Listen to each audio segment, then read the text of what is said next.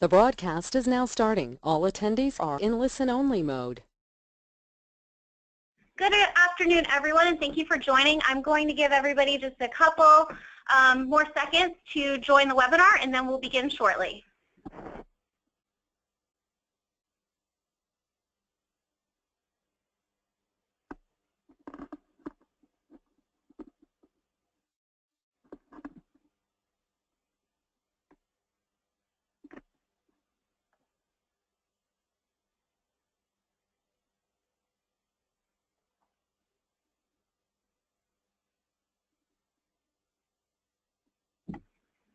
Okay, good afternoon again, everyone.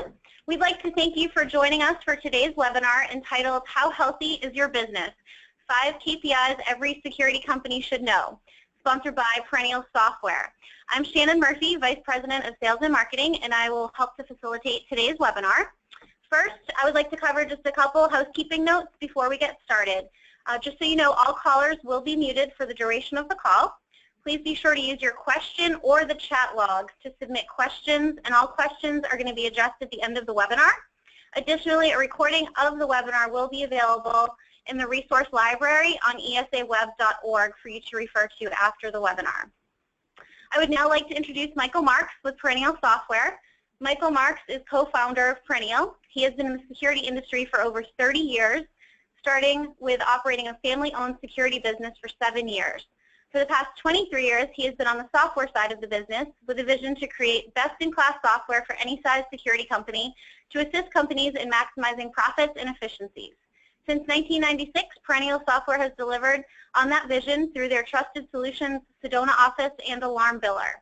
Mr. Marks has presented at PSA, ESX, ISC, Net1, Sedona Office Users Conference, and many other industry events.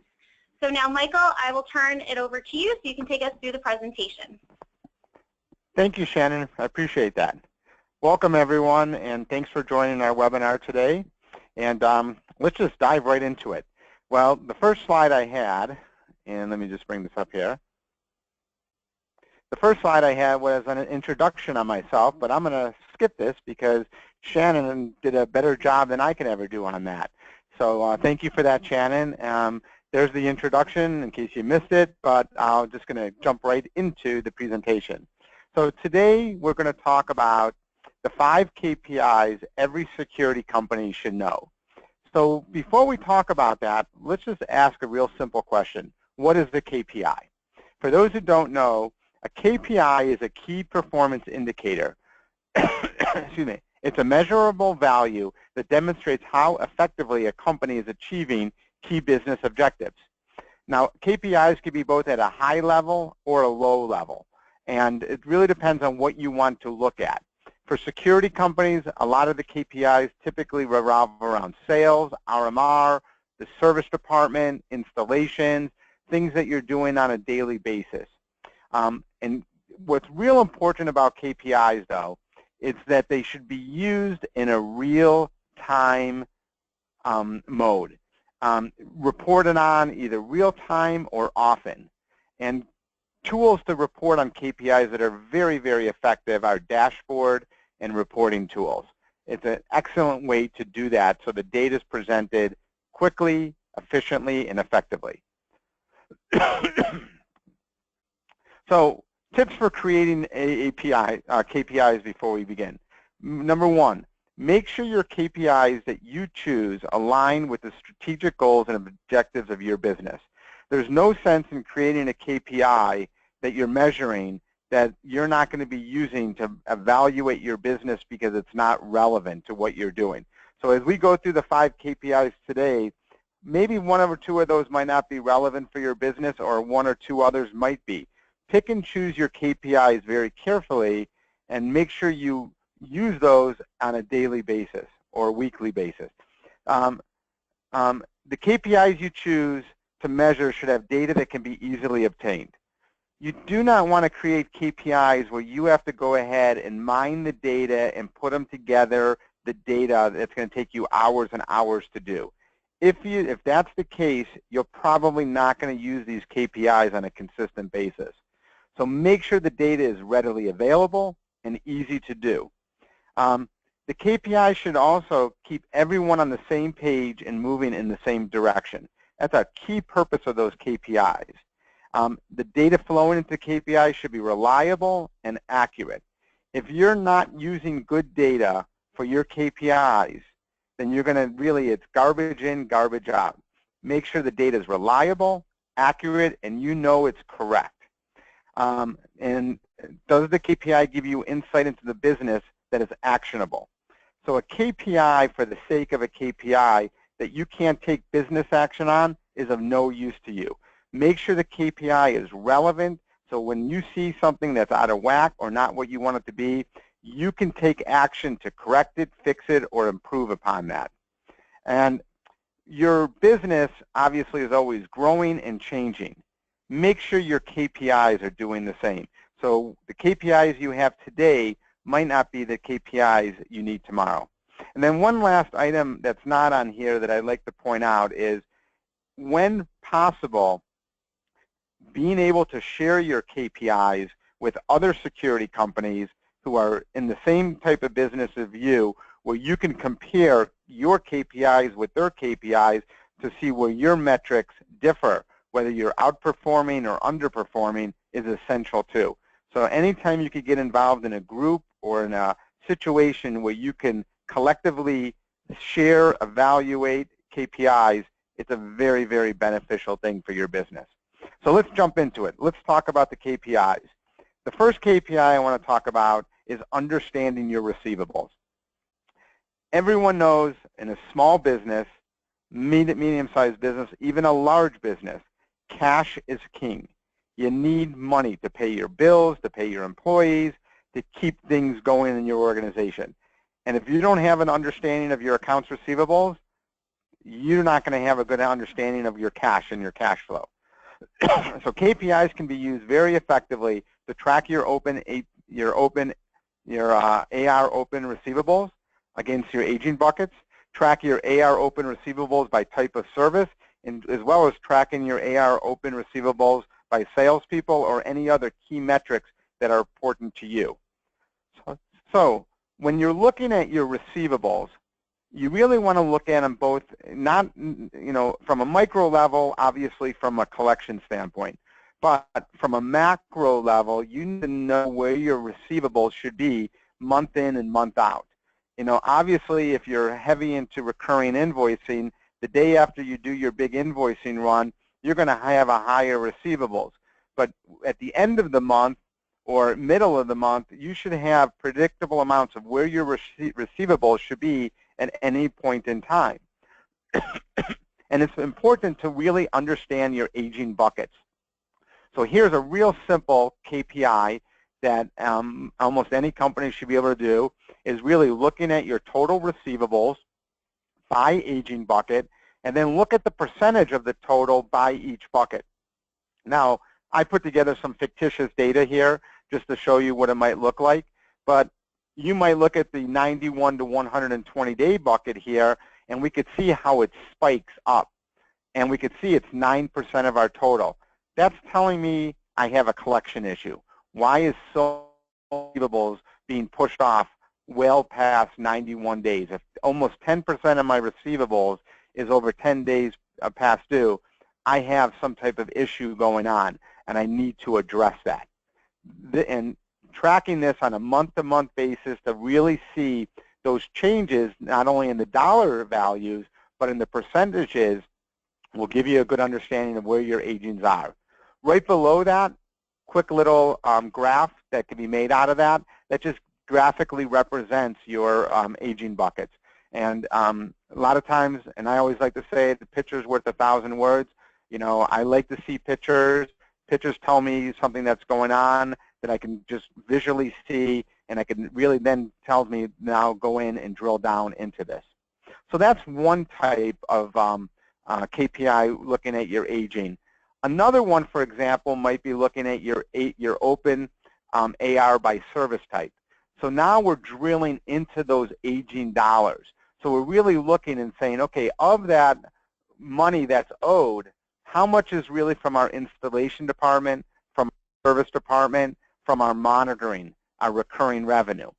And again, looking at that 91 to 120 days, we can see that, wow, the vast majority of that money is really coming from our service department. So that's telling me that, hey, we're doing service and not getting paid for it. Now, why is that? Is it poor service? Is it bad customers? Is it they're not happy with the results that they're getting? But there's some reason why our receivables past that time is really bumping up. And again, take action on it.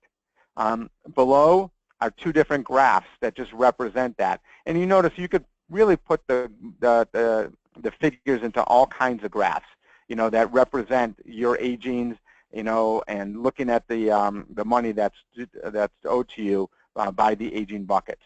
So with each KPI, though, it's real action items. So let's talk about that. What are the action items that you need to do for your open AR? Number one, collections. You need to have a collection plan. And a collection plan is more than just saying, oh, we're going to have someone in the office call the customers when they were past due.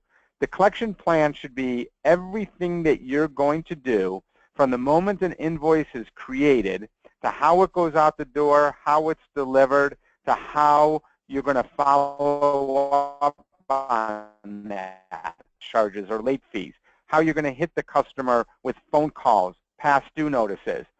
And you have a concentrated plan that is in production, done month in and month out to reduce those receivables. And if you do not have a collection plan, you are going to push your receivables out and out because customers will learn how far they can push you before you're going to take it. And unfortunately, people like to hold their money. They don't want to give it to you. You got to make sure that you have a plan in place to collect that money. You also need to have alternative payment options. Obviously, the two that are most prevalent are credit cards and e-checks. Most companies today that I see and that we work with take credit cards and e-checks. If you don't, really need to put that into play. It makes it much more easy and convenient for customers to pay. Yes, there might be a small fee with the credit cards, but that fee is going to be a lot less than if it's sitting on your receivables and you're aging for 30, 60, 90 days. You also need to make it easy for your customers to pay. Don't make it a burden. If the only way that they can pay is by writing and mailing in a check, it's going to be harder for you to collect all your money. Use your technicians in the field to collect money. Have an online web portal so the customers can pay. But always come up with effective, easy ways for your customers to pay. Don't let making a payment be a burdensome on your customer. It should be the easiest thing they have to do with you. Okay, hopefully that answered that. If you have any questions on that, go ahead and fill out the questions. Shannon will answer questions, as she said, throughout the presentation, as well as we'll hit some more at the end.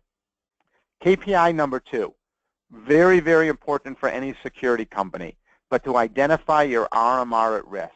Needless to say, RMR is one of the biggest assets and value that any security company owns. At the end of the day, most security companies are valued based upon a multiple of their recurring revenue. So it costs you a lot of money, and we're going to talk about that in a little bit, to create new recurring revenue.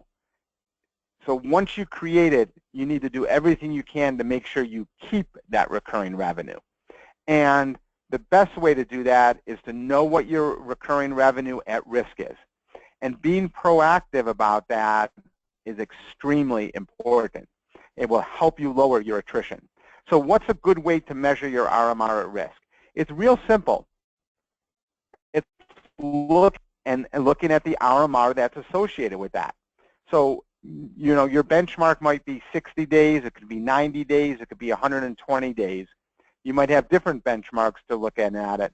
But you're really just saying, what is the customer owe me that's over 90 days, and how much RMR is at risk of being lost? Because if the customer's not paying you, the RMR is of no value to you. Now, when you look at RMR at risk, don't look at the service income or the service aging that's open or necessarily the installation aging.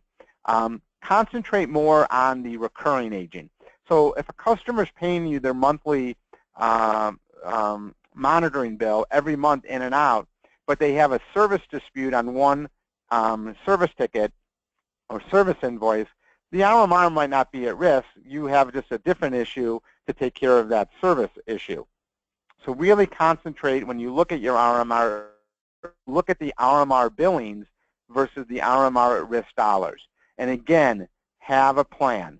Be proactive. Contact the customers before they're at risk and try to eliminate that, because once they get too far behind, the chances of them making it up and going current it becomes more and more challenging, especially without either doing a write-off or doing something to mitigate that to keep that recurring revenue going. So KPI number 2, keep track of your RMR at risk. Now, KPI number 3, this is probably goes hand in hand with that RMR at risk, but it's all about your attrition and managing those attrition metrics. Now, attrition's very challenging and very difficult, but it's very well and very beneficial to make sure you're doing it. So number 1, track your attrition. And when you track your attrition, you want to track by types of changes. You want to know every reason why your recurring revenue is changing, whether it's gains, newly created, acquired, takeovers, re-signs, upgrades, or losses. Anytime recurring revenue is being decreased, whether it's being moved out of business, they sold the business, poor service, competitive rate reduction, whatever the reason is that you change recurring revenue for a customer, whether it's a new or increase or full cancellation or partial cancellation, you need to know why you did that, and that needs to be tracked. Now, on top of that, let's take a look at how we can report on that. So I'm actually using some reports that were provided to me from some of our customers. The names and some of the data has been changed, but it just gives you an idea of how they would look at their recurring and their attrition. And this first report, I know it's kind of small on the screen. There's a lot of data in here, but we're really trying to look at recurring revenue on a 12-month basis. So in this one, we're really going from January 1st all the way through the end of the year. And what we're looking at is we're looking at the beginning recurring revenue for every period. We're then looking at all the reasons why we would increase recurring revenue. Then we're looking at all the reasons why we would have cancellations. And that's going to give us kind of our, our net recurring. And then we could start looking at, things that are different additions and reductions in the normal course of doing business. And we could get down to our net recurring revenue. But the key point here is we're looking at the beginning, we're looking at the ending, and we're looking at every reason why we're changing. Now, when you pick the reasons that you're going to track, you can pick hundreds of reasons, and then you're going to have useless data.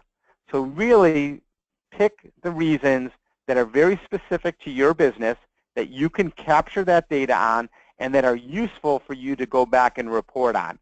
Don't overdo the recurring reasons. Pick the right ones for you. Now, what's real nice about this is if you align yourself with other companies who are doing the same, you guys could then share this data amongst yourself. And you could really take a look at where do you stand, from a competitive rate deduction, installations, what you're adding, and really be able to compare your business to another business. And this is a very, very useful tool because at the end of the day, you really want to make sure that you have your attrition under control and you're not bleeding accounts and losing value for your business. So great tool to put into place your attrition reporting. Along with that is attrition dashboards. And the reporting is a big matrix. You're looking at a lot of data, but dashboard elements will really give you snapshots of your recurring revenue at any point in time, whether you want to look at it based upon your daily, weekly, monthly, year-to-date, putting goals in mind with that so you could see how are we performing based upon our goals. So if every month you want $1,000 of recurring revenue, where do you stand on the 20th of the month? Are you on your way to your plan, or are you off your plan? So having dashboards are really nice. The other nice thing about dashboarding your KPIs and getting that data, it should be able to be delivered to you more than just going onto your computer and looking at it. You want to be able to look at it on your mobile device, have it emailed to you, bringing it up on a website, however that you need to look at it, depending on how you work. But getting that data to you in a timely, accurate manner is extremely important. And again, you could put together pretty much dashboard elements on just about anything you could think of regarding your recurring revenue. Here's another nice way to look at your recurring revenue, and this is what's called a RMR 12-month roll forward report. And this report's much simpler than that other report we were looking at that's showing us all of our cancels and ads and all that. This is just taking a look at all the recurring revenue items and looking at what is the recurring value that we had, the RMR, at the end of each month, looking at it from a 12-month roll forward. So if we run this report for this month, we go back 12 months, we could see every change, the growth of the recurring item codes. We could look at the percentage change by month as well as the percentage change by year. And it's a really amazing what the analysis will give you, because you could really then get a trend and see, which services over the last 12 months have really been growing, which services have been declining. Where should we put in our effort into sales and marketing to continue to grow our recurring revenue? So let's talk about a few of the action items on your RMR attrition. Number one, you need to benchmark your attrition rate. Whatever that is, for example, if you say we're going to have an 8% attrition, you need to know, are you on pace? Not at the end of the year when you run one report to look at it. You need to be on top of this on a month-by-month basis. Maybe even more often than that. You got to report on it, you got to track it, and you have to analyze it to understand where that attrition is. A change in just 1 or 2% of your attrition over a 5-year period could be worth hundreds of thousands of dollars, if not millions of dollars, in terms of cash flow and valuation to a security company. It's probably, from the big companies, there's no question they get this. They see this. For a lot of small to mid-sized companies, you need to put the time and the effort into this to manage that. You need to create and look to create a customer retention plan. A customer retention plan is a little bit different than just tracking your attrition, but it's a specific plan to create tasks to keep your customers and expand the services you offer them. Every customer you have is a valuable asset to you. Number one, you want to keep them. Number two, you want to figure out ways to sell them more services. Everyone knows, especially on the residential side of the business today, there's a lot of new players in the DIY market and the smart homes. Every security company is putting in smart home technologies. Do you have a plan to go to your existing customer base and actually show them what you can do for them, how you can offer a complete smart home package? Because if you're not the first one to bring that to their attention, somebody else will. And then when somebody else does, you have a chance of losing a customer. So make sure you have a customer retention plan, not only to go through the services you offer, but keeping them informed of all the other things that you do, whether it's newsletters, email campaigns, bill stuffers, whatever it might be. Everything that you're doing is always to make sure that you're retaining that customer. As I mentioned before, here your attrition with other security companies. You're not in this alone. All the other companies that are in this industry have the same issues, problems that you do. They have the same competitive threats. Working with other companies, talking to them, is a great way to understand how you can make and lower your attrition. Shannon will be more than happy to tell you about great things that the ESA offers in terms of different events throughout the year, which are great, but it's a great way to meet other companies and to share that. And then lastly, audit your RMR on a monthly basis. If you do nothing else, do this.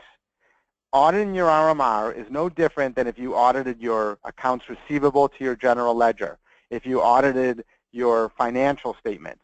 But you should be able to balance your RMR on a month-by-month basis. And it's a very simple calculation. Your beginning RMR at the beginning of the month, plus everything you added, minus everything you lost, should equal your ending RMR. And that's what you're going to be billing on a monthly basis from an RMR perspective. Make sure you do that. This will give you, if you do that, then you have all the other tools that you need to do all of your attrition reporting. So put that into place if you take anything out of this presentation today. Okay, KPI number 4. Know your creation multiples. Everyone knows if you're in the RMR business, it typically costs money to some extent to create new recurring revenue. So what is a creation multiple? It's basically the dollar amount it costs you to create $1 in new RMR. Now, some companies have a creation multiple that's very low, or maybe not at all. But most companies, especially if they're in the residential and trying to generate significant or high volumes of RMR, have a cost to do this. They have the marketing costs, they have the labor costs, they have the installation, they have parts, everything that goes into it. And understanding all those costs, putting that together, and then figuring out what your creation multiple is. Now, simple ways to do that is most companies, I would recommend, start off to do this at the macro level. You know, look at it from the big picture of your company. Take all of your installation revenue, less your material costs, less your labor, subcontractors, you'll get your profit and loss in doing the installation. That is kind of your direct creation multiple. Then you're going to take your sales costs. What did it cost you in terms of marketing, sales, advertising, commissions, you know, and now you're getting your creation multiple with your sales costs. And then you could start looking at your G&A expenses, depending on how you want to look at this, whether you want to take half of it or you want to take your corporate G&A expense and put that into it. And then take that, you're taking the net loss, you're dividing it by the RMR, and that's how you're getting your creation multiple. So you need to know the new RMR generated off of those sales, which goes into the previous KPI, to be able to calculate this with you. Then, once you have it at the macro level, you can start doing this at a micro level too. Sometimes that's relevant to do, especially if you're commercial and you want to get into more job costing and to understand that. But your creation multiple is going to be the company performing at the level that it should to generate those new recurring revenue. So, what are you taking away from this?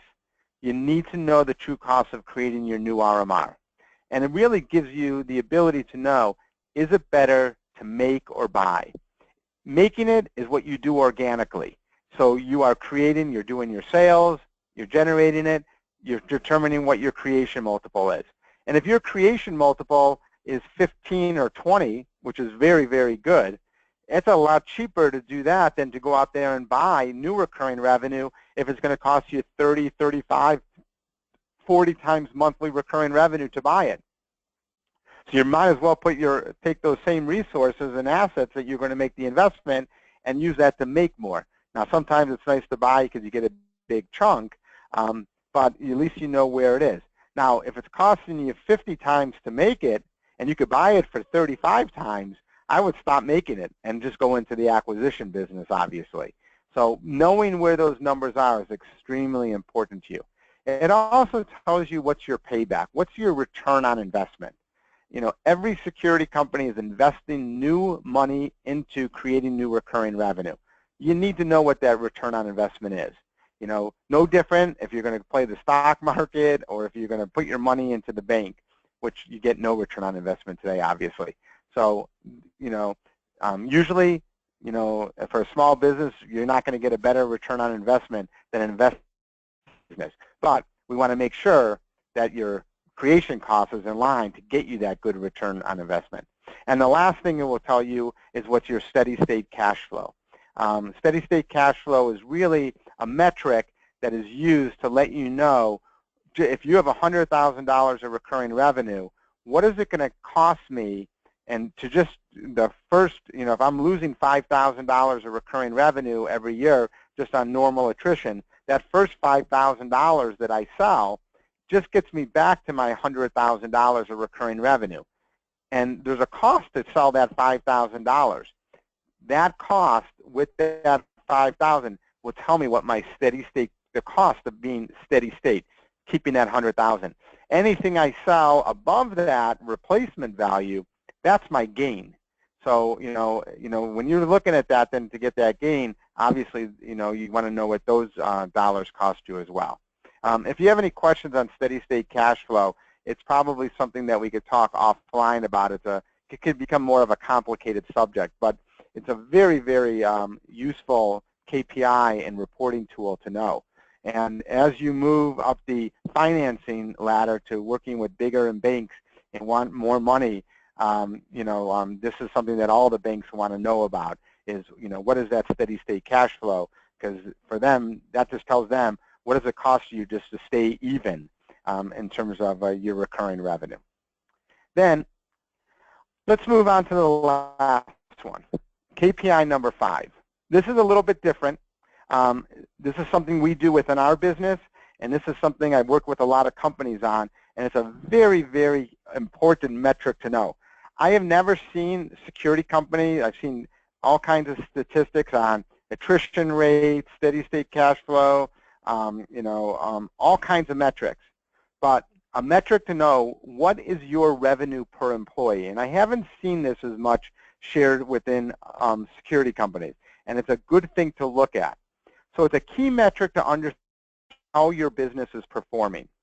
And when you look at this, you need to set a goal for the profitability of your company as a percentage of your gross sales. Then what you do is you set an allocation of your expenses.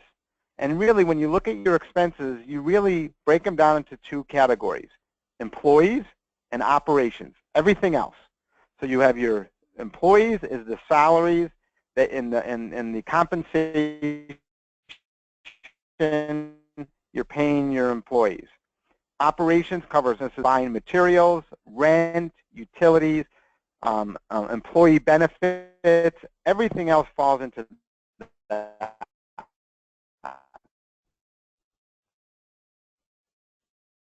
And then really simple, think of it from this point of view.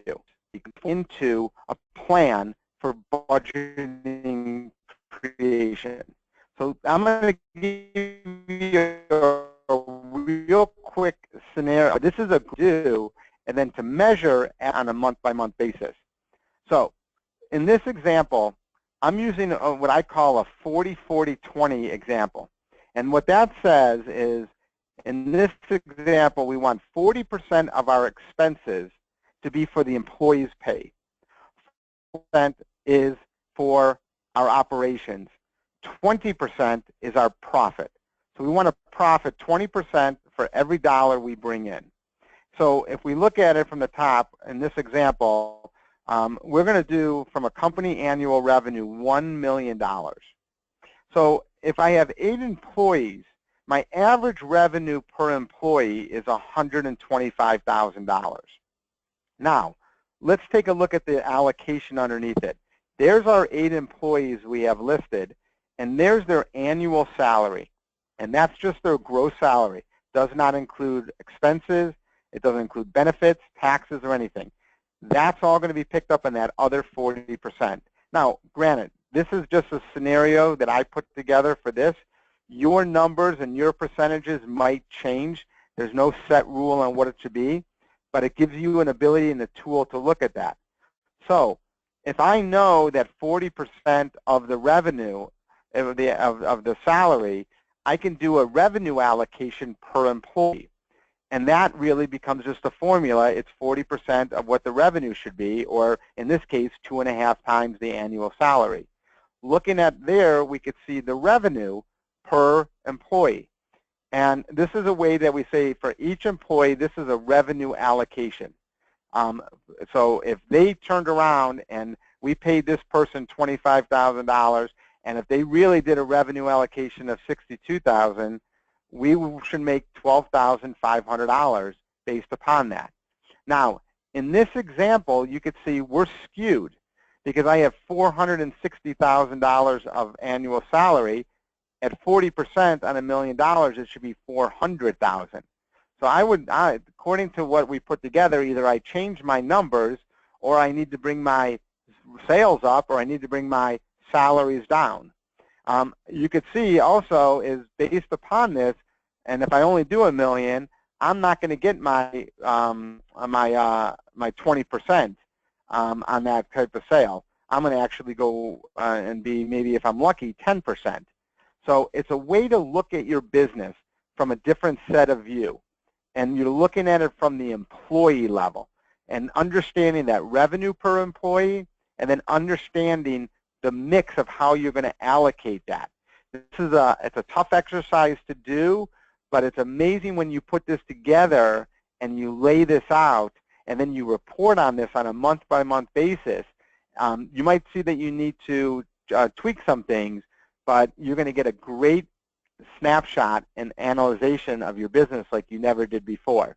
If you do this, I'd like to know not only what your goal is for your profit, but what your revenue allocation and how you look at that from doing that. And again, that could change based upon the security company you are.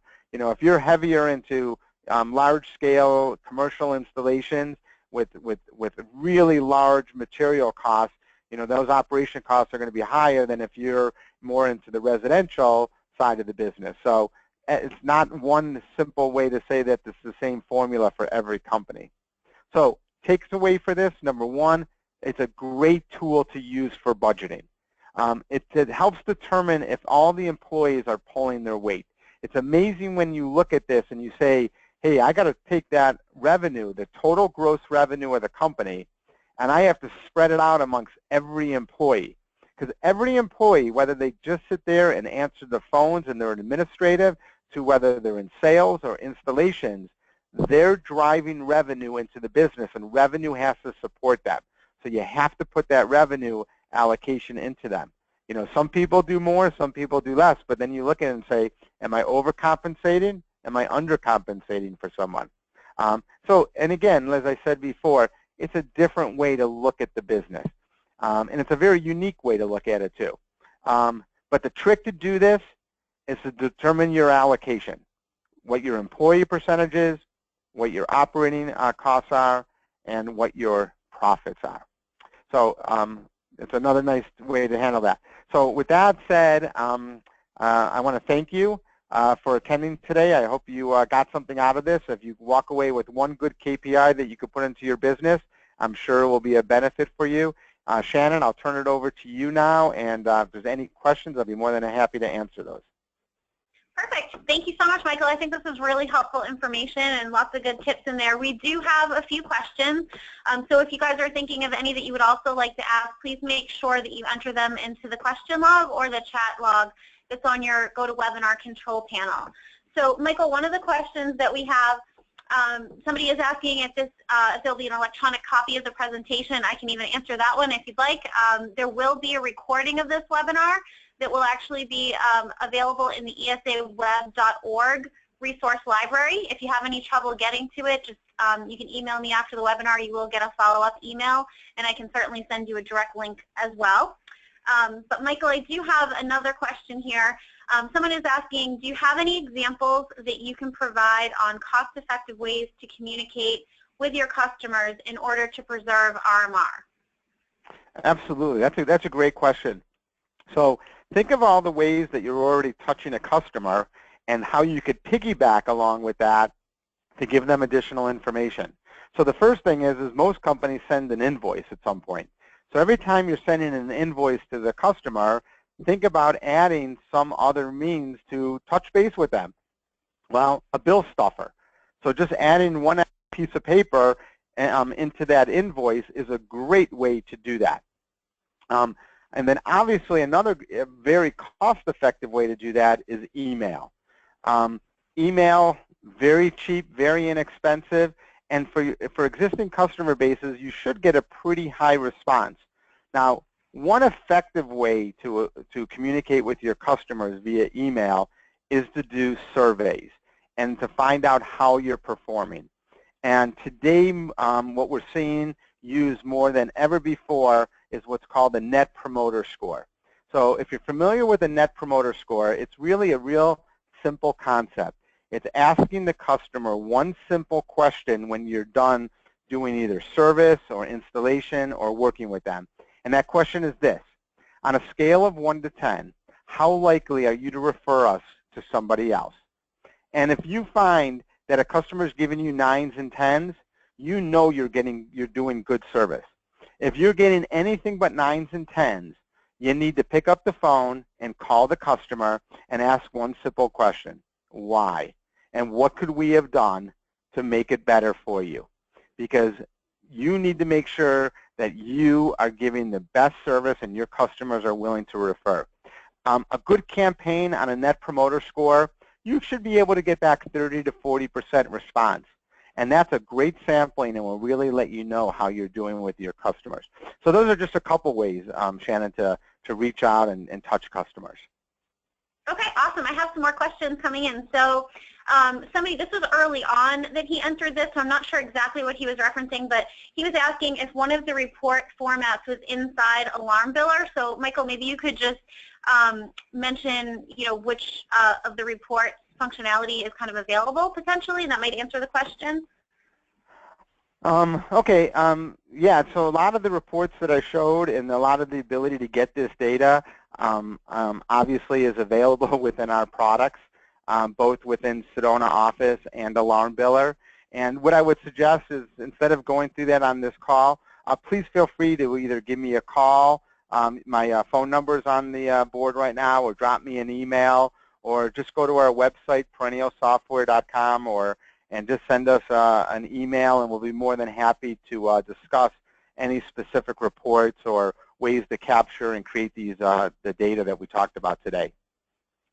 Okay, perfect. And here's another question for you, Michael. How do you allocate profits comparing a salesperson to a clerical employee? Yeah, that's a great question, because it's hard to do. A salesperson could be responsible for bringing in $1 million in business, or $500,000. A clerical person doesn't bring in a dime sometimes, But when you do that formula that I talked about before, and you lay out every employee and what the gross pay is, you use the same formula to do the revenue allocation for them. Because at the end of the day, you're distributing it equally amongst the business. And it's more subjective, and they're absolutely right. It's not, you can't just say that salesperson, well, they should be more valuable. Well, they're going to probably make a lot more money too than that administrative person's going to make. But by doing it in this fashion, it gives you a uniform look to say, this is what every employee's revenue allocation is. And sometimes you're tweaking it and you're playing with the numbers to make them work out. And then you'll see, hey, someone's either overpaid or underpaid in terms of how you're doing that.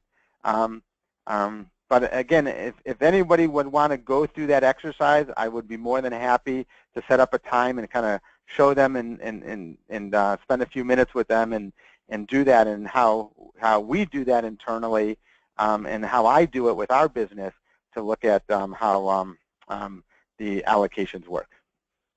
Okay, perfect. And I have some more for you here. Somebody is mentioning the 40-40-20 is great. Do you have any documentation on how to share this with employees to get them on board, or maybe how other alarm companies use this to get their employees to buy in? Well, I'll be honest with you, I haven't seen this being used by too many alarm companies. We use it here internally from a high-end management point of view. You know, I'm not saying that you can't use it and share it with your employees, but it's more for us on how we budget and create our annual budget.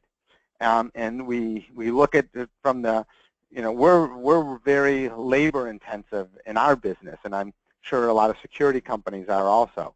So I can't answer that specifically, but all I could say is, you know, I think there's no rules in terms of how you use this and how you present it to your employees, or if you just use it at a management level. I don't know what else to say about that then. Okay. And this is actually going back to the previous question, more about allocating profits across different functions. Someone is asking, distributed evenly or prorated by their salary? Well, the formula is actually distributed evenly on the same basis. So if you do that 40-40-20, you're doing that for every employee. So, you know, if an employee $10,000, you know, you're doing an allocation based upon that. If they make $50,000, so if they make $50,000, they're going to be responsible for more of the revenue. But the idea is you use that same formula throughout the whole organization, because otherwise what you're going to be doing is you're going to be justifying what somebody who is more, you know, like we've talked about before, because they're in sales, well, they bring in a lot of revenue, and someone who's not, they don't bring in one. Under this formula, everybody is allocated to that same revenue that's coming in, because at the end of the day, you have a big bucket of revenue. That's all the money you're going to do in the year, and you're sharing that equally for every dollar of payroll expense you have. Okay, so even though someone doesn't bring in revenue, it's still, you need that revenue to not only pay them, but to pay the operating expenses that is associated with them.